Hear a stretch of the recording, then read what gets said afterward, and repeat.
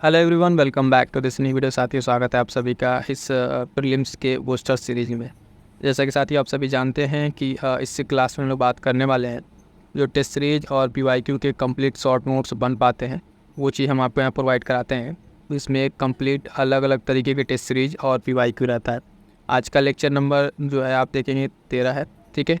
और ये ऐसे टॉपिक्स हैं जो हर बार कहीं ना कहीं ऐसे छूट जाता है, उन चीज़ों को कवर अप करने की कोशिश की गई है, ठीक है। उसके साथ साथ एक चीज़ मैं बताऊं कि जो आप लोग एग्ज़ाम को लेकर कितना पैनिक हो रहे हैं, ठीक है, तो उसके लिए मैं एक ही बात कहूँगा, एग्ज़ाम आज हो, कल हो या एक महीने बाद हो, आपको एग्ज़ाम देना है, ठीक है। जब एग्ज़ाम देना है इस बात से परेशान ना होइए कि कब होगा। फालतू के आप इस तरह के वीडियो देख रहे हैं, ये मैसेज वो मैसेज, कहीं मत परेशानी हो। चुपचाप से अपनी पढ़ाई कीजिए, जो आपने टारगेट बना रखा है, ठीक है, उसको फॉलो कीजिए, है ना। अगर ऑफिशियल कोई डेट आ जाती है उसके बाद अपना अप्रोच चेंज कीजिएगा। समय रहेगा तो मे भी थोड़ा सा मेंस के लिए पढ़ लीजिएगा, अगर आपको लगता है कि आपका प्री तैयार है उस केस में। नहीं तो फिर अपनी चुपचाप से प्रैक्टिस कीजिए। और फालतू की वीडियोस की ये डेट आ गया, ये डेट आ गया, कुछ नहीं। जब आपको आयोग का नोटिस आएगा, चेक ही करना है आपको, तो चुपचाप से जाइए ऑफिशियल वेबसाइट चेक कीजिए। अगर वहाँ से आपको कोई नोटिस मिल जाता है तो ठीक है। ऐसा नहीं है कि आयोग आपसे ये कर देगा कि हाँ आज नोटिस देके और कल आपसे पेपर करा लेगा, ऐसा कुछ नहीं करेगा, ठीक है। वो नोटिस देगा प्रॉपर, और प्रॉपर आपको टाइम मिलेगी, तो उसके लिए बिल्कुल पैनिक ना हो। अगर आप एक सीरियस हैं उनके लिए मैं कह रहा हूँ, ठीक है। बाकी इधर उधर घूमते रहिए, टहलते रहिए, उससे कोई मतलब नहीं है। और बहुत ही जल्द स्टार्ट करने वाले हम लोग एक नया चीज़ जो टारगेट बेस्ड, कई लोगों का उसमें था कि टारगेट बेस्ड, इसको सीरीज को भी स्टार्ट करेंगे जिसमें आपको हम डेली का टारगेट देंगे, ठीक है। और ये वाला टारगेट के लिए आप कमेंट करके थोड़ा बताइएगा कि कितने लोग चाहते हैं कि ये वाला टारगेट दिया जाए, जिसमें आपको पर डे का सब्जेक्ट के भी कुछ टारगेट और करंट अफेयर के भी जो आपको मैं यहाँ प्रोवाइड कराऊंगा, उसको आपको फॉलो करना रहेगा और आपकी पढ़ाई डिस्टर्ब नहीं होगी, ठीक है। पर डे का आप उतना करेंगे, आपका दिमाग डिस्टर्ब नहीं होगा, आप उतना टारगेट कीजिए और उसके बाद से रिवीजन करते रहिएगा, ठीक है। आगे बढ़ते हैं।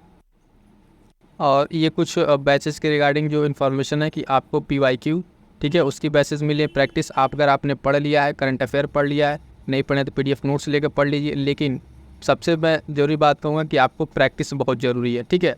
कितना हो पढ़ लेंगे, जब तक आप प्रैक्टिस नहीं करेंगे तो आपकी गलती पता नहीं चलेगी। तो इसके लिए एक नॉमिनल से चार्ट पे आपको बैचेज स्टार्ट किए गए हैं, ठीक है, उसमें आप ज्वाइन कीजिए और प्रैक्टिस कीजिए, और डेली बेसिस पर आपको टारगेट भी मिलता रहेगा। क्लियर है। और उसके साथ साथ एक चीज़ बता दें कि इस चैनल पर एक बार विजिट करके आप जो वीडियोस पढ़ी हैं उसको देख लीजिए। सारी वीडियोस आप लोग के लिए प्रीलिम्स और आरआरओ के लिए काफ़ी हेल्पफुल है।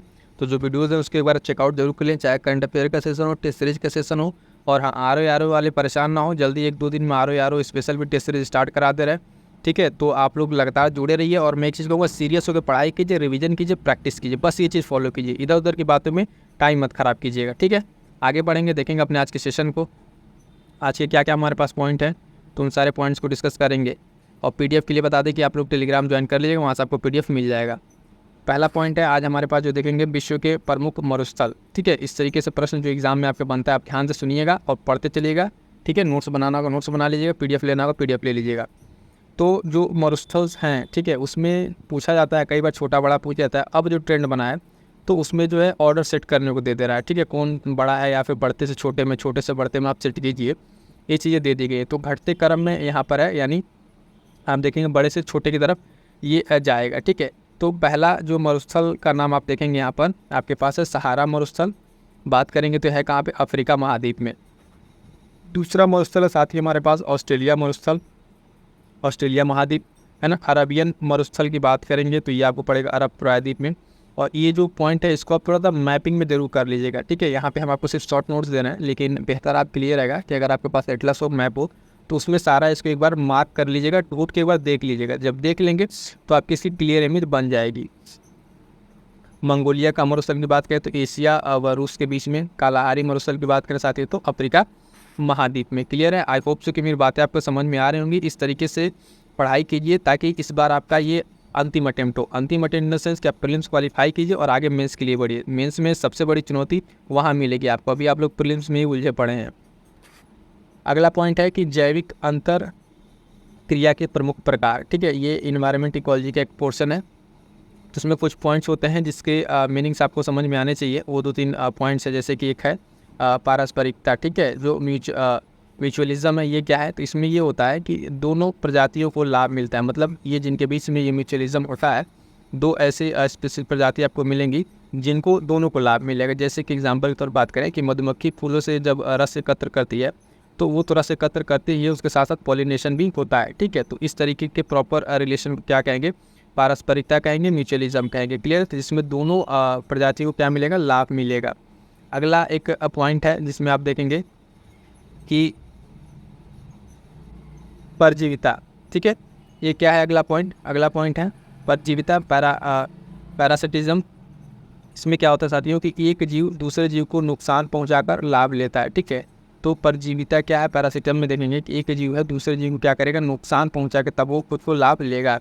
जैसे कि कुछ परजीवी कीट होते हैं इस तरह के, क्या करते हैं, वो दूसरों को नुकसान पहुंचा के अपना लाभ लेंगे।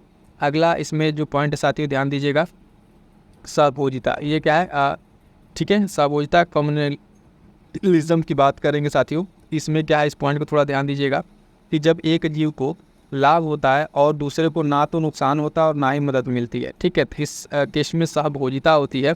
और जैसे कि कुछ एपीफिटिक पौधे वृक्ष को नुकसान पहुंचाए बिना उस पर उगते हैं, यानी कुछ ऐसे पौधे हैं जो पेड़ उगेंगे जो झाड़ी वाड़ी टाइप में रहते हैं एपीफाइटिक, उनको बिना नुकसान पहुंचाए वो अपना काम करते रहेंगे, क्लियर है। तो ये तीनों पॉइंट थोड़ा सा ध्यान रखिएगा। टर्मोलॉजी के केस में स्टेटमेंट बना के इस पर प्रश्न पूछा जा सकता है कि इसकी मीनिंग ये है, ठीक है। उस केस में अगर आपको क्लियर डेफिनेशन और उसका टर्म का मतलब नहीं पता है तो वहाँ पर आप गलत कर सकते हैं। जैव विविधता की 3 श्रेणियाँ होती हैं, ठीक है। तो ये 3 श्रेणियाँ कौन कौन सी जैव विविधता है उसको देखिए। पहला है प्रजाति विविधता, उसके बाद से आनुवंशिक विविधता, और एक और है जो है पारिस्थितिकी तंत्र की विविधता, ठीक है। यानी जो पूरा आपका इन्वायरमेंट इकोलॉजी है उस विविधता में 3 तरह की विविधता पाई जाती है साथियों। और ये विविधता में आप देखेंगे कि प्रजाति विविधता, इसमें क्या है कि किसी विशेष क्षेत्र के भीतर विभिन्न प्रजातियों की संख्या पर केंद्रित ना, कोई एक स्पेसिफिक क्षेत्र है उसमें विभिन्न तरह की प्रजातियां हैं तो क्या हो जाएगी, प्रजाति विविधता। बात करेंगे आनुवंशिक विविधता की।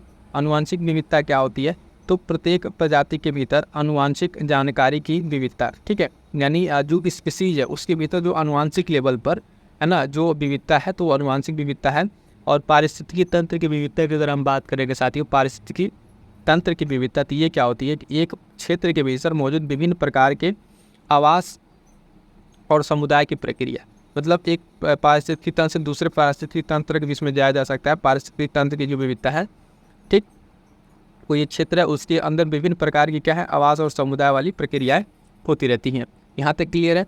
आगे बढ़ेंगे, देखेंगे नेक्स्ट अपना इंपॉर्टेंट पॉइंट्स, बहुत ही महत्वपूर्ण पॉइंट्स है, अक्सर यहाँ से आपको प्रश्न देखने को मिलेगा तो इसको अच्छे से देखिएगा। प्रमुख शिक्षा आयोग, ठीक है। प्रमुख शिक्षा आयोग कौन कौन से शिक्षा आयोग हैं, इसमें कुछ इंपॉर्टेंट हम यहाँ पर देखेंगे। पहला इसमें है कि मैकाले घोषणा 1835। इस मैकाले डिक्लेरेशन में क्या बताया गया, तो इसमें बताया गया कि जो शैक्षिक व्यय के लिए धनराशि आवंटित करना, मतलब शिक्षा के लिए कितना कितना कहाँ पे अमाउंट करना है, ठीक है, उसको लेके था मैकाले डिक्लेरेशन। और भी बहुत सारी इसकी रिकमेंडेशन थी, ठीक है। वो आप थोड़ा सा डिटेल में वहाँ पर जब आप अपने नोट्स जहाँ बनाए होंगे या मॉडर्न हिस्ट्री के नोट्स वहाँ से देख लीजिएगा। सारा डिटेल होता है ना कि एक पॉइंट्स में बहुत सारे पॉइंट्स होते हैं, उन सबको एक जगह कलेक्ट करना उतना पॉसिबल नहीं हो पाता है। तो थोड़ी थोड़ी बातें अगर ध्यान रहेंगी तो आपको लिए यही शॉर्ट नोट्स ग्रुप में काम आएगा। वुड डिस्पैच की बात करेंगे साथियों। Wood dispatch 1854।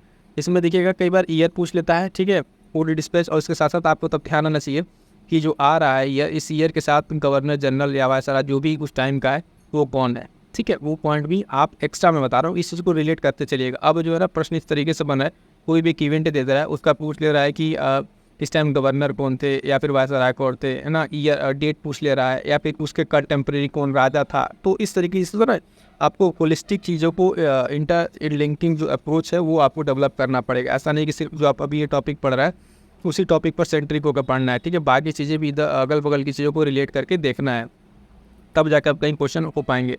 वुड डिस्पैच की बात करेंगे 1854। तो प्राथमिक, माध्यमिक और स्नातक स्तर की शिक्षा के अंग्रेजी माध्यम की सिफारिश किया था किसने, वुड डिस्पैच 1854। अगला जो आयोग है उसके बारे में देखेंगे, हंटर कमीशन। क्या है साथियों, ये हंटर कमीशन 1882 हंटर कमीशन। इसमें क्या है, तो शिक्षा में विकास का अध्ययन, ठीक है, शिक्षा में किस तरह की डेवलपमेंट है उसके बारे में अध्ययन किया किसने, हंटर कमीशन 1882, ठीक है, 1882 हंटर कमीशन, ध्यान रखिएगा। अगला आपका है विश्वविद्यालय आयोग 1902, ठीक है, और थॉमस रैले ठीक, विश्वविद्यालय का सुधार लागू करना, विश्वविद्यालय में जो सुधार के लिए आया था, विश्वविद्यालय आयोग बना था 1902 में, थॉमस रेले उस टाइम थे। कोलकाता विश्वविद्यालय आयोग की अगर हम बात करेंगे तो 1917 और माइकल सेटलर के टाइम ये विश्वविद्यालय की स्थितियों का अध्ययन करना। तो इस तरीके से कुछ जो प्रमुख 2-4 आयोग थे, अभी ऐसा नहीं कि ये सारे आयोग हैं, ये कुछ इंपॉर्टेंट हैं जिन्हें आपको ध्यान रखना है। बाकी इससे अदर भी जो पॉइंट्स बनेंगे फर्दर हम अगले पॉइंट में उसको डिस्कस कर लेंगे। आगे बढ़ते हैं, यहाँ से देखेंगे प्रमुख गवर्नर जनरल, है ना, वायसराय और उनसे संबंधित घटनाएं। तो कुछ यहाँ पर ऐसे महत्वपूर्ण वायसराय आपको गवर्नर जनरल मिलेंगे जिनसे आपको प्रश्न देखने को ही मिलेंगे, जैसे कि लॉर्ड इरविन। ठीक है, लॉर्ड इरविन, अब देखिएगा इनको अगर हम साइड कर दें तो आप कितनी बार भी पढ़े होंगे, सविनय अवज्ञा आंदोलन, है ना, गोलमेज सम्मेलन, गांधी इरविन पैक्ट, ये सब सुने होंगे। अब क्या है, प्रश्न की प्रकृति अगर आपसे इस तरीके से नेचर से पूछे कि जिससे मान लीजिए कि क्या कहते हैं, सविनय अवज्ञा आंदोलन किसके समय हुआ था, किस वायसराय जनरल के समय की घटना है, तो शायद आप अगर इस तरह के पॉइंट ना रिलेट कर पाएँ तो थोड़ा सा याद करना मुश्किल हो जाता है। इसको आप ऐसे अगर क्लियर रखें कि डेट वाइज किस किस डेट में कौन सा वायसराय था, एक उसका आइडिया रहे कि इसके बीच में, इस डेट के बीच में ये रहे हैं, तो वहाँ से क्वेश्चन आपके बन सकते हैं। तो लॉर्ड इरविन की बात करें तो सविनय अवज्ञा आंदोलन के टाइम पे, है ना, पहला गोलमेज सम्मेलन और गांधी इरविन पैक्ट, ये इनसे संबंधित इंपॉर्टेंट घटनाएँ हैं। अगला नाम कौन सा है, तो लॉर्ड वेलिंगटन। लॉर्ड वेलिंगटन की अगर हम बात करेंगे साथियों तो इनके समय पर सांप्रदायिक पुरस्कार और पूना समझौता। ठीक है, लॉर्ड वेलिंगटन। लॉर्ड लिनलिथगो, ठीक है, लॉर्ड लिनलिथगो में क्या है कि पहला आम चुनाव होता है, व्यक्तिगत सत्याग्रह होता है, भारत छोड़ो आंदोलन होता है। इतनी सारी घटनाएं इनके समय में होती है, तो इसे हमें ध्यान रखना है। आगे बढ़ेंगे, देखेंगे अगला जो है नाम लॉर्ड बेवल। ठीक है, इनके टाइम पे CR फार्मूला आता है, शिमला समझौता होता है, सम्मेलन और कैबिनेट मिशन प्लान। तो इससे आपको अंदाज़ा लग गया होगा कि 1945-46 के टाइम का है। क्लियर है इतना? आगे बढ़ेंगे, एक इसमें लास्ट में देखेंगे लॉर्ड माउंटबेटन। ठीक है, भारत विभाजन और भारत स्वतंत्रता अधिनियम। उसके बाद देखिएगा कि अब जो पॉइंट है हमारे पास वो है आधुनिक भारत की प्रमुख पुस्तकें। ये इसमें कुछ पुस्तकों को कवर किया गया है और इसके साथ बता दूं, आप एक थोड़ा सा छोटा वीडियो होगा, उसको सर्च करके जरूर देख लीजिएगा, इसी चैनल पर आपको मिल जाएगा, जिसमें कंप्लीट जो मॉडर्न इंडिया की पुस्तकें हैं और मिडाइवल और एंशिएंट उसको कवर अप किया गया है, तो उसको आप अलग से देख लीजिएगा। फिलहाल यहाँ पर जो कुछ इंपॉर्टेंट पुस्तकें हैं उनको देखिए, सिर्फ मॉडर्न इंडिया की हैं। तो एनी बेसेंट, ठीक है, एनी बेसेंट संबंधित होना, कॉमनवेल्थ और न्यू इंडिया, ये 2 पुस्तकें बहुत ही महत्वपूर्ण है। रैंडमली आप देखेंगे कितनी बार ये पूछा जा चुका है।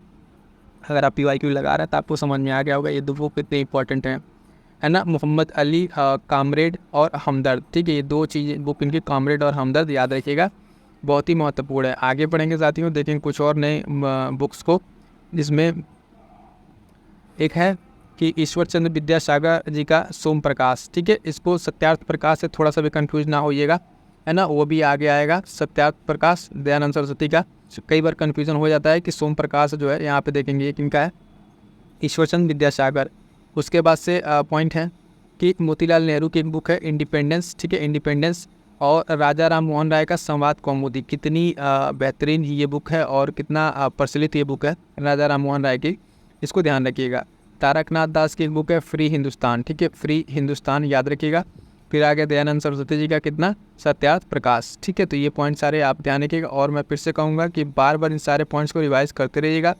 PDF जो है आपको टेलीग्राम ग्रुप पे अवेलेबल है, वहाँ से ले करके आप इसको रिवाइज करते रहिएगा ताकि ये चीज़ें आपको एकदम अच्छे से तैयार हो जाएं। ज्योतिबा फूले की अगर बात करेंगे तो गुलामगिरी बहुत ही महत्वपूर्ण पुस्तक है, कई बार पूछा हुआ है। शिशिर कुमार घोष की अगर हम बात करें तो अमृत बाजार पत्रिका। ठीक है, अमृत बाजार पत्रिका संबंधित किसी शिशिर कुमार घोष से। फिर अगला पॉइंट की तरफ हम आगे बढ़ेंगे साथियों, बायोस्फीयर रिजर्व के अंतर्गत जोन। ठीक है, फिर आगे हमें एनवायरमेंट इकोलॉजी के पॉइंट है बायोस्फीयर रिजर्व और उसके अंतर्गत कौन कौन से जोन है साथियों, इस पर ध्यान दीजिएगा। तो आप देखेंगे कि इसमें 3 जोन है। ठीक है, मुख्य जोन, बफर जोन और ट्रांजिशन जोन।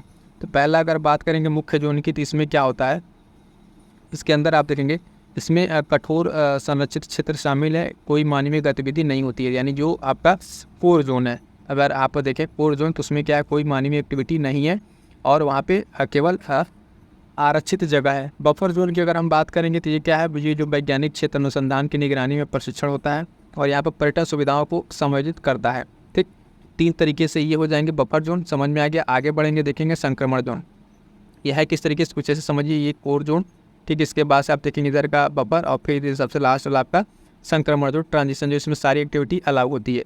तो कई बार स्टेटमेंट बना के भी इसको प्रश्न बनता है कि किस जोन में, आपको देखेंगे जोन का नाम दे देगा, उसमें पूछेगा कि इसमें सारी एक्टिविटी अलाउ है, इसमें संरक्षित है, इसमें वैज्ञानिक एक्टिविटी अलाउ है। ये चीज़ ध्यान रखिएगा, ठीक है। ये आपको अगर पॉइंट्स पता रहेंगे तो आप वहाँ से क्वेश्चन को कर ले जाएंगे।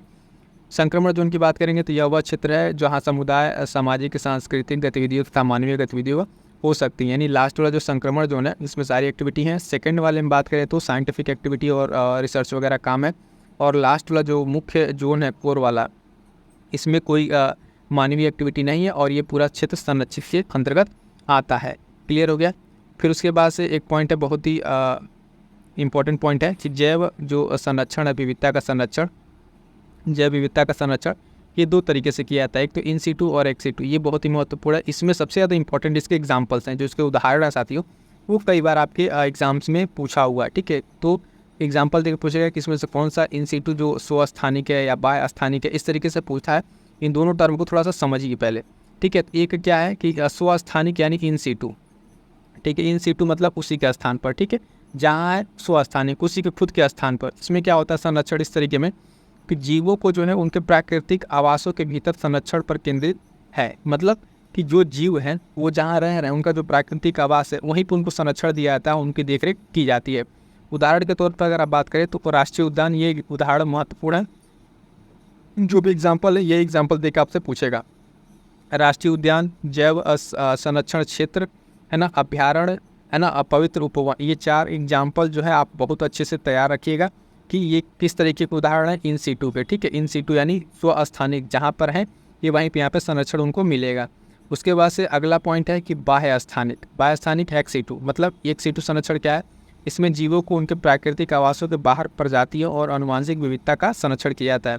मतलब उनके प्राकृतिक आवास में वो नहीं है, बाहर किसी जगह पर उनको क्या किया जा रहा है, प्रोटेक्ट किया जा रहा है, संरक्षण दिया जा रहा है। इसके उदाहरण के तौर पर देखें तो सीड बैंक है ना, जीन बैंक और जूलॉजिकल और बॉटनिकल गार्डन, जो जूलॉजिकल और बॉटनिकल गार्डन होते हैं, इसी तरीके के उदाहरण के अंतर्गत आते हैं। तो फिर ये दोनों टर्म समझने के साथ साथ आपके लिए सबसे ज़्यादा महत्वपूर्ण इसमें क्या है, तो महत्वपूर्ण पॉइंट है कि इसके उदाहरण, ठीक है। सीड बैंक, जीन बैंक है ना, और जूलॉजिकल बॉटनिकल गार्डन। तो ये एक उदाहरण ध्यान रखिएगा। एक छोटा सा प्रश्न बनेगा और लेकिन बहुत ही अच्छा प्रश्न यहाँ पे बनेगा। अगला पॉइंट जो हमारे पास है साथियों, फिर से इसमें है बंगाल के गवर्नर जनरल और उनसे संबंधित घटनाएं। अभी हमने कुछ गवर्नर जनरल वायसराय से संबंधित देखा है ना। अब क्या है, जो बंगाल के टाइम पे हैं गवर्नर जनरल और उनसे संबंधित क्या क्या घटनाएं, इनको एक जगह 2-4 देख लेंगे, इसका नोट्स बना लेंगे, तो यहाँ से आपको प्रश्न देखने को मिल जाएगा। क्लियर है। तो पहला नाम इसमें ही है कौन सा, विलियम बेंटिंग का। कितना फेमस नाम है इतिहास में, जिसके संबंधित, उनसे संबंधित कितनी इससे संबंधित घटनाएं हैं। जैसे ब्रिटिश भारत के पहले गवर्नर जनरल, ठीक। जब जो ब्रिटिश भारत में जब चेंजिंग हुआ, बंगाल का गवर्नर बनाया गया, फिर गवर्नर जनरल बनाया गया, ठीक है। 1833 के जो चार्टर अधिनियम था, उस टाइम जब इसको बंगाल के गवर्नर को गवर्नर जनरल बनाया गया, तो उस टाइम कौन बने थे, पहले विलियम बेंटिंग ये बने थे। उसके बाद से अगर हम बात करें साथियों, तो ये सती प्रथा का उन्मूलन मोस्ट इंपॉर्टेंट है, 1829 है ना, ये राजा राम मोहन राय के साथ मिलकर ये करते हैं, ठीक है। तो विलियम बेंटिंग का नाम ध्यान रखिएगा। सती प्रथा का उन्मूलन 1829, और उसके बाद चार्टर अधिनियम 1833, और ये ब्रिटिश भारत के पहले गवर्नर जनरल थे। इतनी बातें हैं इससे संबंधित, विलियम बेंटिंग से संबंधित याद रखनी है। अगला जो टू द पॉइंट यहाँ पे आपको मिलेगा वो है चार्ल्स मेटकाफ। इनको सीधे सीधे नाम से जाना था प्रेस के मुक्तिदाता, ठीक है। तो ये एक लाइन के बारे में बहुत फेमस है। 4 स्टेटमेंट देकर आपसे पूछता है कि प्रेस के मुक्तिदाता कौन है, 4 नाम आपको दे देता है, ठीक है। तो यहाँ पे वही दिखेगा, जो ये शॉर्ट नोट्स है आपका टू द पॉइंट है कि अच्छा यहाँ से इसी तरीके से जो प्रश्न उठाए जाते हैं, जो आयोग का बदलता पैटर्न है, जिस पैटर्न पर प्रश्न आजकल पूछे जा रहे हैं, उसी पैटर्न पे इसको बनाने की कोशिश की गई, to the point short notes. वरना पढ़ने के लिए मैं बता दूँ, आपके पास बहुत सारी PDF अवेलेबल होंगी, बहुत सारी किताबें हैं, कितनी सारी चीज़ें हैं, उस पर ध्यान आपको उतना नहीं देना है, क्योंकि लास्ट टाइम में जितना आप रिवीजन करेंगे और जितना प्रैक्टिस, मैं फिर से कहूँगा प्रैक्टिस पे ज़्यादा फोकस रखिए। प्रैक्टिस करेंगे और गलतियों से सीखेंगे, तभी जाके आपका इंप्रूवमेंट होगा, सिर्फ पढ़ने से तो नहीं होने वाला।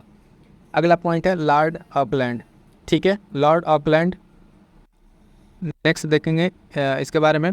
तो प्रथम जो है आंग्ल अफगान युद्ध, ठीक है। जो चारों 5 जो आंग्ल युद्ध हैं, जिससे आंग्ल मैसूर हमने कवर कर लिया है। यहाँ पे आंग्ल अफगान, ठीक है, आंग्ल बर्मा, इस तरीके के जो भी युद्ध हैं, आंग्ल मराठा, ये सारे के सारे बहुत इंपॉर्टेंट है। इन चारों पाँचों में से आपको एक प्रश्न जो है देखने को मिल जाता है आंग्ल युद्ध वाले से, या तो उसका आपसे गवर्नर जनरल वायसराय जो भी है वो पूछ ले, या फिर उसकी डेट या संधियाँ पूछ ले आपको ऑर्डर में अरेंज करने के लिए। तो लॉर्ड ऑकलैंड प्रथम आंग्ल अफगानी युद्ध, लॉर्ड हेलेनबरो बहुत इंपॉर्टेंट है, सिंध का विलय, ठीक है, सिंध का विलय लॉर्ड हेलेनबरो। अगला पॉइंट है साथियों, उसको देखेंगे कि लॉर्ड हार्डिंग क्या है कि प्रथम आंग्ल सिख युद्ध, प्रथम आंग्ल सिख युद्ध है ना, वो कौन सा था, अफगान था। लॉर्ड हार्डिंग के समय प्रथम आंग्ल सिख युद्ध। लॉर्ड डलहौजी मोस्ट इंपॉर्टेंट, कई सारे पॉइंट्स हैं, ठीक है, कई सारे इसमें पॉइंट्स हैं, उसको देखिएगा। तो पहला तो जो व्यक्तिगत का सिद्धांत है, डॉक्ट्रिन ऑफ लैप्स, जिसके तहत हड़प्पी नीति है ना, उसके साथ रेलवे और टेलीग्राफ के जनक के रूप में जाना था लॉर्ड डलहौजी, ठीक है। तो ये 2-3 पॉइंट याद रखिएगा। और व्यक्तिगत वाले सिद्धांत में जो राज्यों को विलय किया था उसका क्रोनोलॉजिकल ऑर्डर ध्यान रखना रहता है, ठीक है। तो वो चीज़ आप थोड़ा सा एक बार देख लीजिएगा। जो जैतपुर संबलपुर है ना, सतारा जैतपुर संबलपुर इस तरीके से करके एक ऑर्डर है, उसको देख लीजिएगा, है ना, वहाँ से वो प्रश्न भी बनता है। उसको फिलहाल आगे कहीं कवर हम लोग करेंगे, तो ध्यान दीजिएगा। लॉर्ड डलहौजी से संबंधित व्यक्तिगत सिद्धांत, रेलवे और टेलीग्राफ के जनक। आगे बढ़ेंगे। अब ये जो कुछ पॉइंट्स हैं महत्वपूर्ण चैनल से संबंधित, ठीक है, ज्योग्राफी में आप देखते हैं, मैपिंग में भी देखे होंगे, यहाँ से प्रश्न बनते हैं। तो एक है 6 डिग्री चैनल। 6 डिग्री चैनल कहाँ है, तो निकोबार और सुमात्रा, ठीक है, निकोबार और सुमात्रा जो इंडोनेशिया का है उसको ये अलग करता है क्या, 6 डिग्री चैनल। आगे बढ़ेंगे यहाँ से 8 डिग्री, 8, 9, 10 मोस्ट इंपॉर्टेंट है। एक मिलेगा अभी आपको पोपो चैनल, वो भी बहुत इंपॉर्टेंट है, तो ध्यान रखिएगा। 8 डिग्री चैनल की अगर बात करेंगे साथियों, तो लक्षद्वीप और मालदीव को अलग करता है, किसको, लक्षद्वीप और मालदीव को अलग करता है 8 डिग्री चैनल। उसके बाद से अगला है 9 डिग्री, फटाफट से देखिए 9 डिग्री क्या करता है, तो मिनिकॉय और अन्य लक्षद्वीप द्वीपों को अलग करता है। इसमें कौन सा है, 9 डिग्री चैनल, ठीक है। तो 9 डिग्री चैनल के बारे में देख लिया। आगे बढ़ेंगे, तो 9 डिग्री चैनल हो गया, ठीक है। मिनिकॉय और अन्य लक्षद्वीप के बीच में अलग करता है, ठीक है, मिनिकॉय और जो लक्षद्वीप के अन्य द्वीप हैं उसके बीच में। अगला बात करेंगे 10 डिग्री चैनल के बारे में साथियों। 10 डिग्री चैनल अंडमान निकोबार और को अलग करता है, अंडमान और निकोबार को अलग अलग करेगा 10 डिग्री चैनल। इंपॉर्टेंट है 8, 9, 10, 8, 9, 10 और ये कोको चैनल, दक्कन पास, सब याद रखिएगा।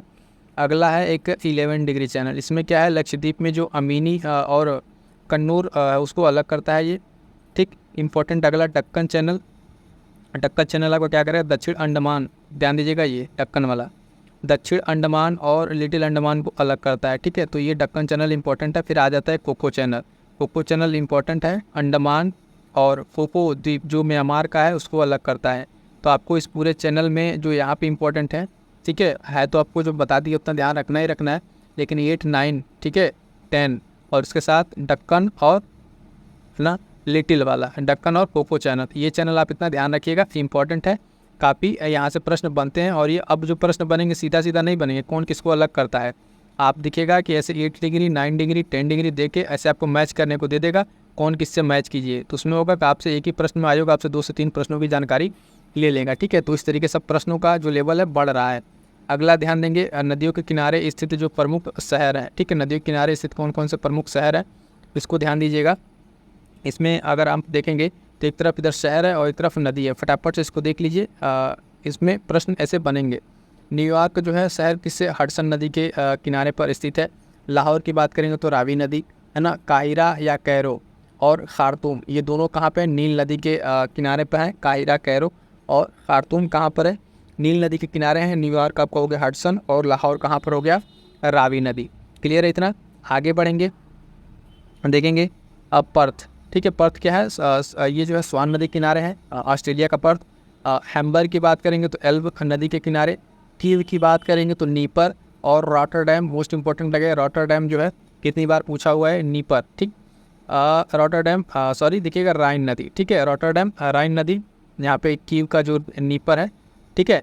और क्यूबेक सिटी जो है सेंट लॉरेंस, ये इंपॉर्टेंट है। वार्सा का जो है विस्चुला, ठीक है। तो इसमें जो सबसे अगर इतने जो अभी इसमें भी हम आपको बता दें कि इतना जो आपने अभी देखा इसमें सबसे इंपॉर्टेंट आप देखें न्यूयॉर्क, ध्यान रखिएगा, है ना। पर्थ ध्यान रखिएगा, जो बहुत महत्वपूर्ण है, या तो आपको पूरा रख लेते हैं तो बहुत बेहतर है, लेकिन ये जो 2-3 नाम जैसे रॉटरडैम है ना और क्यूबेक सिटी, ये सब ध्यान रखिएगा।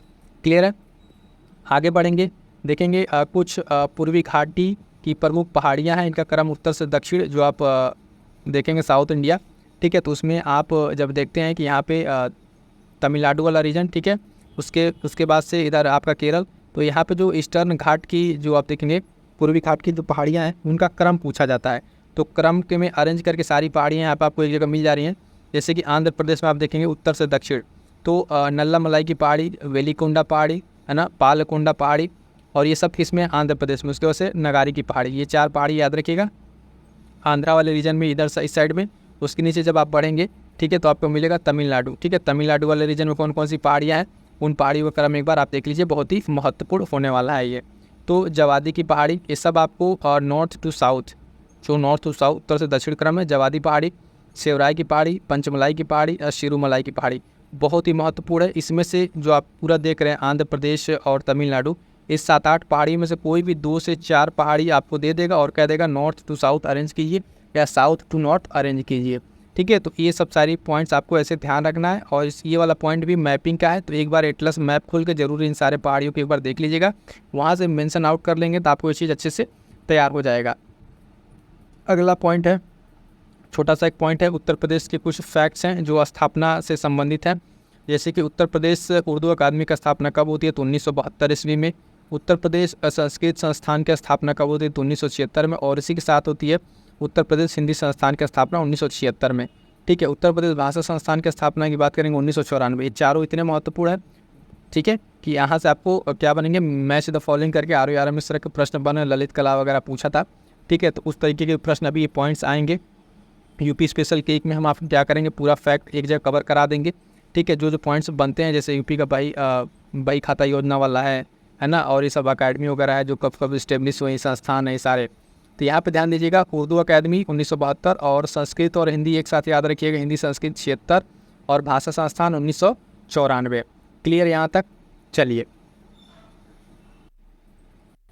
तो यहाँ तक थी आज की क्लास साथियों। और कुछ इंपॉर्टेंट मैं बता दूँ, UPPCS और RORO से संबंधित कुछ महत्वपूर्ण क्लासेज जो आपको GS सक्सेस मंत्रा के चैनल पर मिल जाएंगी, इनको आप देखना ना भूलें। जैसे मिस ना कीजिएगा, सरकारी योजनाओं का कंप्लीट एक वीडियो आ चुकी है। उसके साथ साथ हम बात करें साथियों करंट अफेयर ध्येय IAS का कंप्लीट जनवरी से जुलाई, इसको अलग अलग मंथ वाइज भी है और आपके लिए इसको कंपाइल भी कर दिया है। तो ये वीडियोज़ जाके आप जरूर देखें, करंट अफेयर का रिवीजन करें, है ना। और यूपी स्पेशल आपके लिए बहुत महत्वपूर्ण होने वाला है इस बार, चाहे RORO एग्ज़ाम हो या फिर PCS का, तो उसके लिए उत्तर प्रदेश विशेष की एक मैराथन क्लास आ गई है। ये सारे क्लास आपके लिए बहुत महत्वपूर्ण है। जनवरी से अगस्त तक के टॉप 500 करंट अफेयर्स के क्लासेज हैं, है ना। और ये सबसे महत्वपूर्ण एक क्लास जो आपके लिए साथियों कि पिछले 6 माह में जो परीक्षाएं होंगी उसके करंट अफेयर के पूछे गए सारे के सारे प्रश्न, इन सारे वीडियोस को आप फटाफट से देखिए। और जो आपको उसमें नहीं आ रहा उसका नोट्स ज़रूर बनाते चलिएगा। साथ ही मैं बार बार कहूँगा, नोट्स बनाए रहेंगे तो वही अंतिम समय में रिवीजन करेंगे। और फिर एक चीज़ लास्ट में छोटी सी न्यूज़ की, आप जो प्रैक्टिस बैच से जो लोग भी जुड़ना चाहते हैं, क्योंकि प्रैक्टिस करना बहुत ही महत्वपूर्ण है अंतिम समय में, कोई बहुत ज़्यादा चार्ज नहीं, एक नॉमिनल चार्ज पे आपको 200-200 रुपये में आपको अलग अलग से मिल रही है क्विज प्रैक्टिस। तो आप करंट अफेयर कहीं से पढ़िए, अगर पढ़ रखा है तो प्रैक्टिस बैच ज्वाइन करिए, नहीं पढ़ रखा है तो रिवीजन नोट्स लेके पढ़िए, बट पढ़ते रहिएगा, ठीक है, और आगे बढ़ते रहिएगा, ठीक है। मिलते हैं किसी नेक्स्ट वीडियो में, तब तक के लिए थैंक यू सो मच।